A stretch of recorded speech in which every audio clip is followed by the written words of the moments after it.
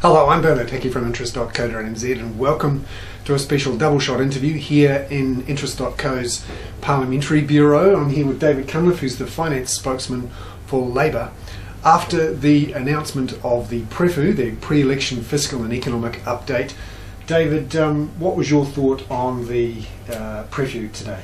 It was bad in the budget, and it's still bad, and it shows that nothing has changed. There has been no policy response to the long-term issues that are pulling this economy down, making our external position worse, our total national debt worse, the private debt much worse, and there needs to be change.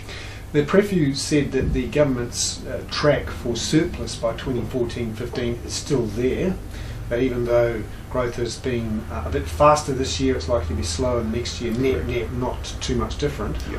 What is the current forecast track for Labour's policies? Well, you're absolutely right that there's been a shift between years. We thought that next year's 4% was too rosy, and Treasury has revised it downwards to 3.4%. And Treasury is also saying, as I think you want to discuss, that there are significant downside risks below that. And remember that the Prefu was written before the impact of the credit rating downgrades was felt, and so that there's additional risk around that has to be taken to book. But look, Labour we've yet to crunch through the numbers from what we've just received, and we've just come out of the lock-up, so we're working through this. At first glance, my expectation would be that we would continue to be able to reach fiscal surplus in the same year as National, which is 2015, and that we would continue to be able to pay net Crown debt to zero slightly faster than on National's revised track. Why is that? Because the revenue flows from the capital gains tax start relatively low but build to quite a strong flow, which means that we can reduce debt faster in the out years than in the near years. So the shape of our curve is slightly different from National's, but it gets to zero net debt just a bit quicker. So Labour's track is a bit more backloaded than National's? Yep, the debt reduction's a little more backloaded because of the shape of the tax plan. What would Labour do if we have this 1 in 5 chance of a significant downside as the Treasury forecast in the Prefu? What would you do? Well, it depends what the cause of the downside is. If it's a deterioration of, say, external demand, we'd be looking to make sure that the position of our exporters was as strong as possible.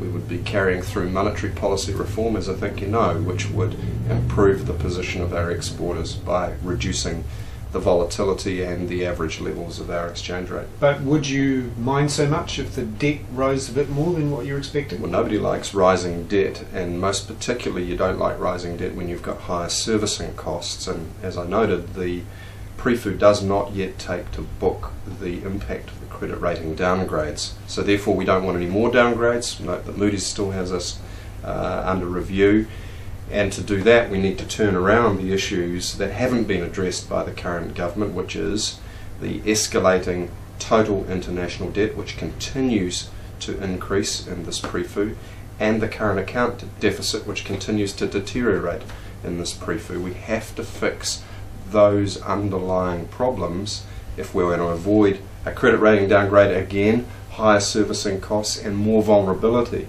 or exposure to international lenders. What then is your Labour's highest priority over the next couple of years? Reducing unemployment or keeping debt down?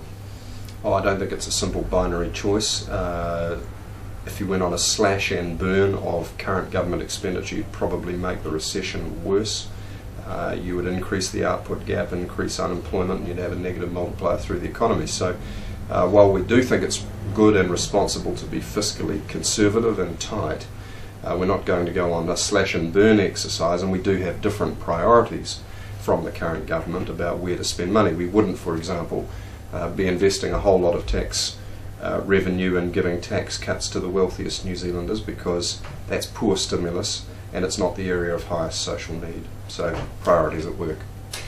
David Cunliffe, the Labour finance spokesman there, talking after the Prefu announcement, and no doubt we'll talk again to David through the election campaign.